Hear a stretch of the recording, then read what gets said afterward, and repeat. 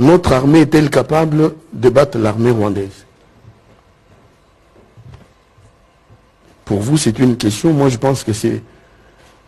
En fait, vous vous interrogez sur nos capacités à pouvoir faire notre travail constitutionnel, à défendre l'intégrité territoriale et à protéger nos populations.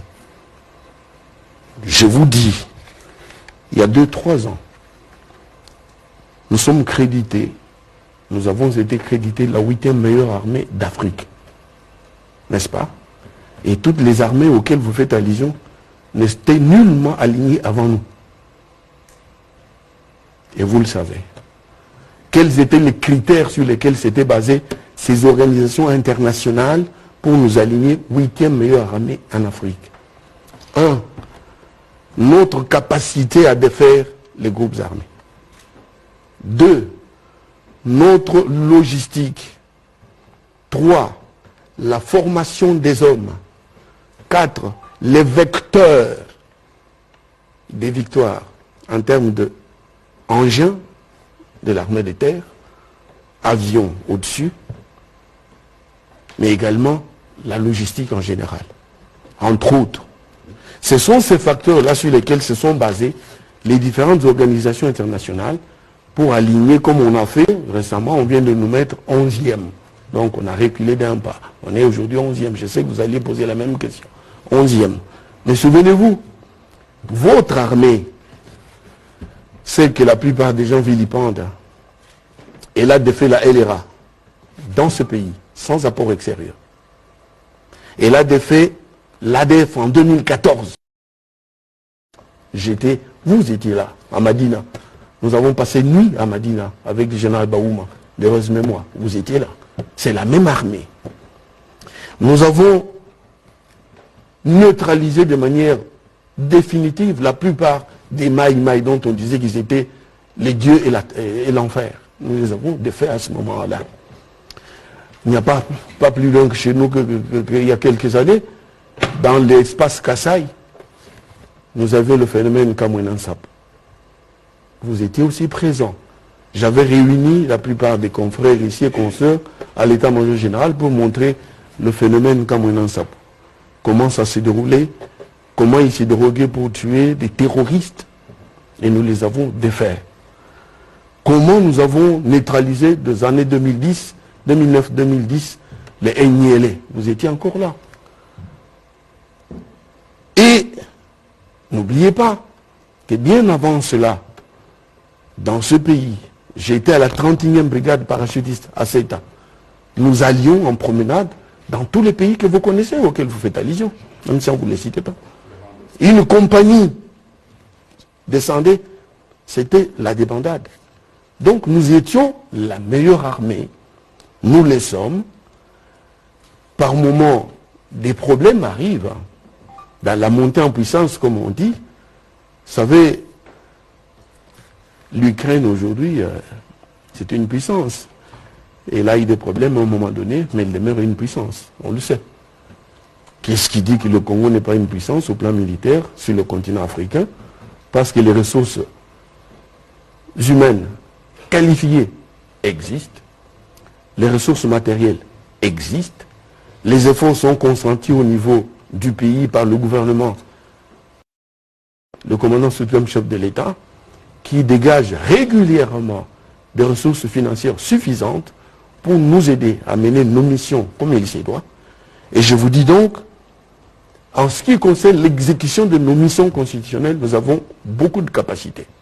Alors, si vous voulez faire des comparaisons, je vous laisse l'attitude de faire des comparaisons, mais nous faisons notre travail avec compétence.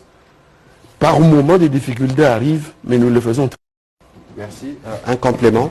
Oui, merci, Votre Excellence. Ah, excusez-moi, Excellence, parce qu'il a posé une deuxième question. Il a demandé si notre armée, nos militaires actuellement sont soumis au même contrôle régulier que ce que nous avons connu quand nous étions soldats à 7 ans. Oui. Je voudrais vous dire que c'est pas partout que ce contrôle est exécuté. Pour quelles raisons? Hier, la plupart des casernes avaient été conçues pour un effectif bien précis. Aujourd'hui, nous sommes au-delà de cet effectif. Et donc, tous les militaires de FARDC ne sont pas tous logés. à ce titre-là, je ne peux pas affirmer ici, ce serait un mensonge, que tous, en même temps, sont soumis au contrôle régulier, comme ça se faisait à l'époque. Nous sommes en train d'aller vers là, c'est pour ça que le ministre a parlé des consentis par le gouvernement, et dans le cadre de la loi de programmation militaire, cette loi pluriannuelle a intégré dans la planification le casernement, les équipements, donc l'investissement au compte de forces armées. Et la formation. Alors, vous avez sûrement un complément. D'ailleurs, le 17 mai dernier, j'ai invité les médias à venir répondre à votre invitation pour les journées portes ouvertes. Je crois qu'il faut le refaire en cette période où nous comptons sur vous pour la défense de l'intégrité nationale encore une fois, pour que beaucoup de Congolais comprennent le mécanisme de notre armée, comment elle fonctionne. Vous serez impressionnés. Moi, j'ai fait le Collège de hautes études des stratégies et des défenses. Nous avons des écoles à tous les niveaux. Nous avons des académies. Nous avons tout ce qu'il faut pour une bonne formation de militaires. Les autres difficultés liées au contexte du pays mais ne nous empêcheront pas, avec la détermination du président, de doter à notre pays une armée à la dimension des enjeux auxquels... Vous dites que c'est vrai que vous avez été dans toutes ces négociations, mais je voudrais vous rafraîchir la mémoire pour dire que lorsque le M23 a été défait, désarmé, il y avait une partie qui s'est retrouvée en Ouganda, une autre partie a rejoint les bases arrières au Rwanda. Ceux qui sont allés en Ouganda ont accepté de revenir au pays. Ceux qui sont allés au Rwanda, parmi eux, il y a des braqueurs de banques. N'est-ce pas? Je ne cite pas une banque qu'ils ont fait tomber en faillite. Et ceux-là, quand ils se présentent devant la table de négociation, ils demandent qu'ils soient amnistiés totalement. Ça ne se fait pas. Et de deux, ces mouvements pratiquement n'existaient plus. Mais depuis que nous avions commencé les travaux de la route Bunagana, n'est-ce pas? Ça a créé de l'énervement auprès de leurs parrains. Et depuis qu'il y a eu état de siège, les recettes ont tari de l'autre côté. Il y a eu énervement. Vous qui voulez les causes, hein, il faut bien les noter. Et alors qu'est-ce qu'on fait? On ouvre la cage, on demande au berger qui est là d'attaquer, n'est-ce pas? Et donc vous avez l'explication. Et s'agissant, n'est-ce pas, de l'armée, si nous sommes capables de défoncer l'armée rwandaise. Vous savez, quand vous êtes habitué, n'est-ce pas, à frapper le matin jusqu'au soir, détrompez-vous. Hein?